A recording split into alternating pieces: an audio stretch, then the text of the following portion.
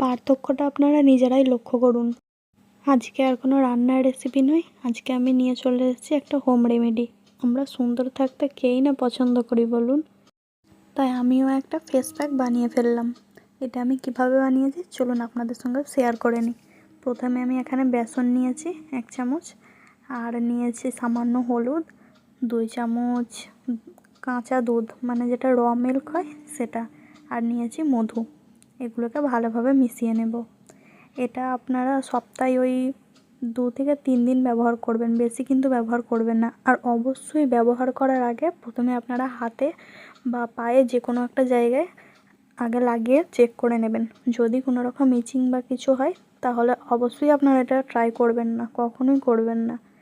আর এটা কিন্তু একবার ব্যবহার করার পর কোনো রকম পার্থক্য আপনারা বুঝতে পারবেন না, হয়তো সামান্য বুঝতে পারবেন, তবে অবশ্যই 1 মাস ট্রাই করবেন, তারপরেই আপনারা পার্থক্যটা বুঝতে পারবেন।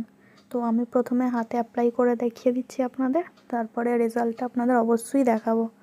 বেসিক্যালি এটা যে মুখের কালো দাগগুলো হয় না, সেগুলো তুলতে ভীষণভাবে হেল্প করে। আপনারাও করুন, নিশ্চয়ই উপকৃত হবেন। আর প্রত্যেকবারের মতো একটা লাইক করে দিতে ভুলবেন না কিন্তু।